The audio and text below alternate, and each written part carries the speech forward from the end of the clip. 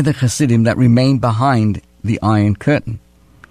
So the previous Rebbe, Rabbi Yosef Yitzchak, is therefore credited with planting the seeds for the current revival of Jewish life in Russia. Following the fall of communism in 1990, the work of Chabad Lubavitch opened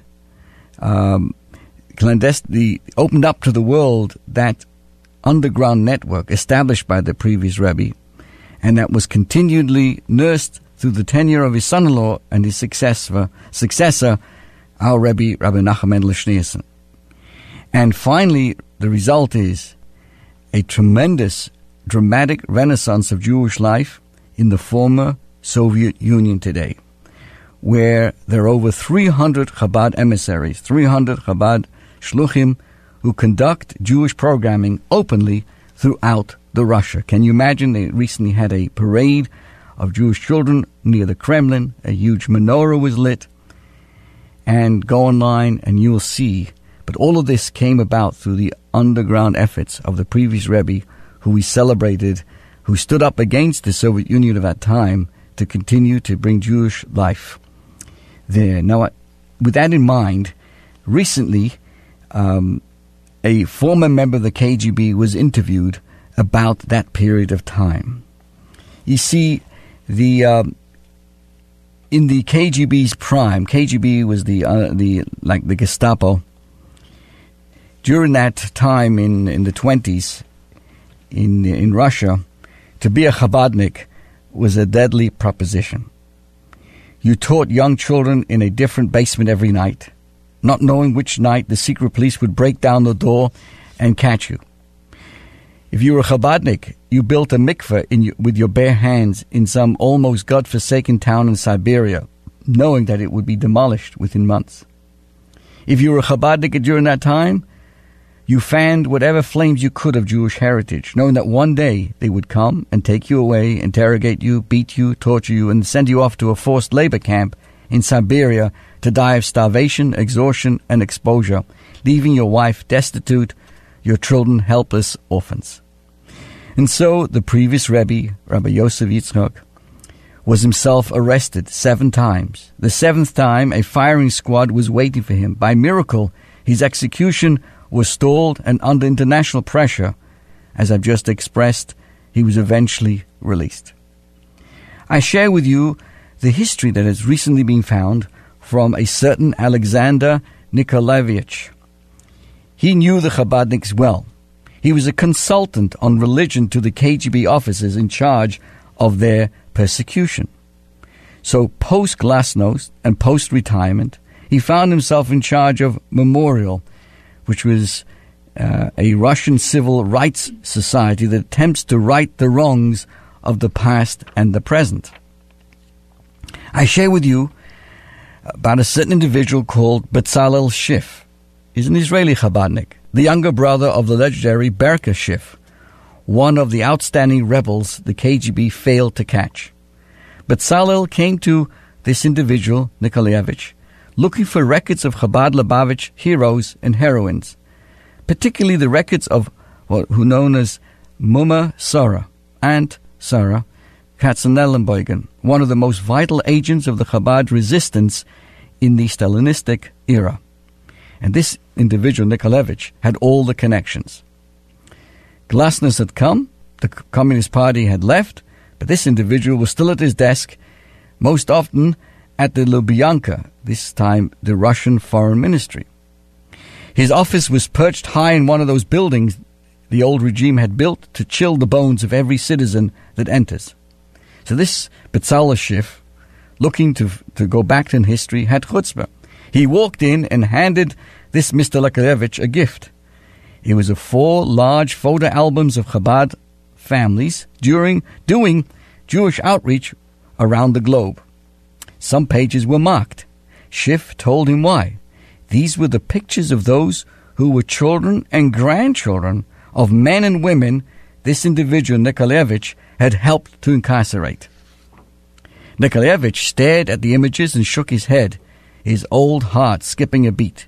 Then he turned to his secretary. "Look at these faces," he exclaimed. "They are happy. Look at their eyes. They are strong." Then he sat back and he pondered.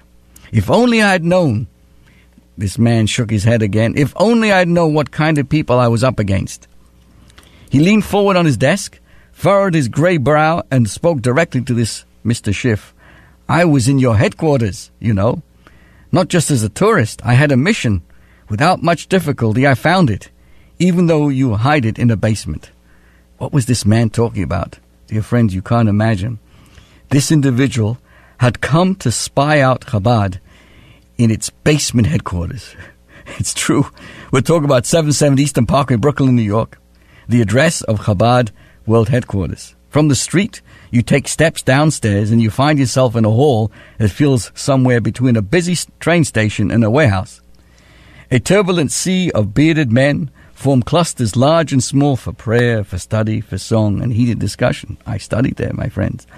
There are rough wooden benches, tables that are the only furniture, and tens of thousands of books are strewn everywhere in disarray. Believe it or not, dear friends, this is the main synagogue.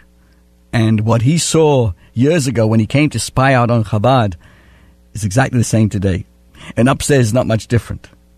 So this gentleman, this former KGB guy, says, so what do you think Schneerson has his synagogue in a basement? This old spy said. The Schneersons don't have any money. And this Nikolaevich continued, I was inside that synagogue. There were many people very busy. This is America, I thought. Why? Where are the plush chairs? Where are the fancy crystal chandeliers, the deep carpets? Nowhere. It is a basement. It looks like a basement.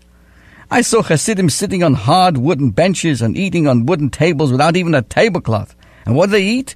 Tuna fish and bread with vodka. I thought, this is what you have to eat in America? Why?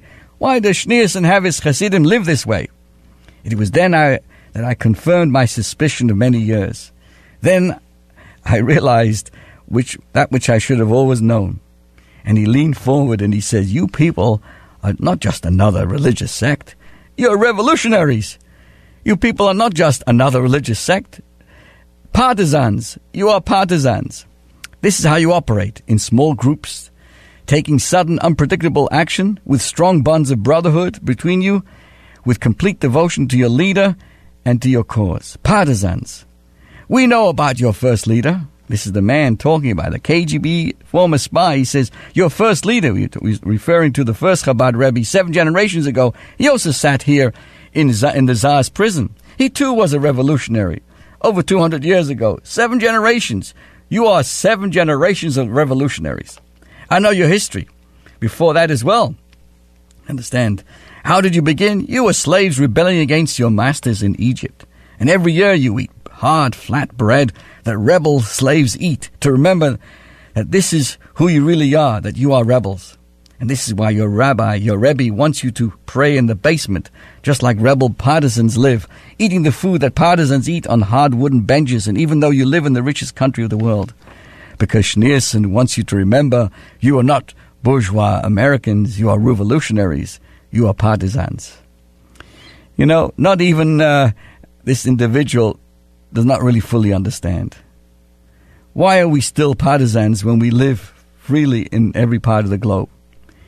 Is Chabad simply calcified into some crazy stance of defiance? What is the revolutionary that we are fighting? Where is the oppressor? But at least he had a clue. We began as revolutionaries. And so that is who we truly are. Let me explain. Let's go back now. How did Abraham become the father of us all? He was a young teenager smashing the idols of his father's house. Moses gets rid of the taskmaster and leads a slave revolt. The prophets preached world peace and social reform at the risk of their lives when ruthless despotism and dictatorship were the norm. The Maccabees fought history's first struggle for religious freedom. Akiva led a revolt against the Roman government and the Roman aristocracy. So you see, every radical idea you know that has transformed human society, the doctrine of innate human dignity, of social justice, of purpose, of progress, of world peace, a God that cares about this world and hears the cry of poor and the oppressed. You won't trace any of these to the Greeks or the Persians or the Chinese, but to the Jews and to the Jews alone. To the vision of Abraham that the world is not the way it is supposed to be, and to the voice at Sinai that told us how to set it right. So what happened? we spent 2,000 years as birds nesting in the lion's mouth. When the Reformation swept Europe and the lion itself began to mimic our ways, no, Jewish leadership saw a choice before them. Either you turn outward towards extinction, or turn even more inward as a turtle escapes into its shell. The mission of reforming humankind took a back seat to the preservation of tradition. Where once we were driven by a prophetic vision of world peace in an era of wisdom and dignity, now we simply yearn for the relief from oppression, like an afflicted man praying for his headache to go away. So that, by the time the world seemed to finally ripe to take on that vision, the only Jews to grab its horns were those already removed from the power of Torah and tradition. But here, my friends, why I share this with you, with rare exceptions, such as the Rebbe. You see, Chabad Lubavitch is not just about conservation of tradition, not just about Jewish continuity, not just about the past. Chabad Lubavitch is first and foremost about the mystic view of the future and a mystic's plan to achieve that future. The past is important only as a key to the future. Chabad is Abraham's vision alive today. The Rebbe was Moses playing his part in a modern global theater. Now you can understand why the Rebbe met with so much friction when he spoke about the Messianic era arriving soon. The critics were those for whom Judaism is about tradition, about conservation of our heritage, because after all, we've been doing all these things for so long. So when a Jewish leader strove to reawaken the ancient yearning of a Jew, as I explained to you back in the 20s, and then continued here in the United States and all over the world, that working for an ideal future for everyone, claimed and came forward and explained this is just around the corner, that just didn't sound orthodox, so to speak. So in that sense, I share with you, dear friends, the previous Rebbe and the Rebbe, and I use this carefully in quotes, were never orthodox. This old spy here kind of got it right. The Rebbe was a revolutionary, a leader of partisans, a leader of shluchim, a leader that appreciated every one of us, not just to be followers, but to become leaders ourselves and make that difference in the world, to appreciate the amazing world this world can be by turning it into a beautiful home for Hashem through our acts of goodness and kindness. And therefore, as we've just celebrated Chabad's history of the 12th and 13th Talmuds of 90 years ago, when the previous Rebbe stood up to the Soviet Union and kept Judaism alive, it's a timely reminder of the importance of all of us standing up for what is right in a positive manner, and to increase. When the Rebbe was interviewed by a well-known media station about what the future beholds the world, and the Rebbe looked him right in the camera and said, just increase your goodness and kindness, increase the light, and that'll automatically push away all the darkness.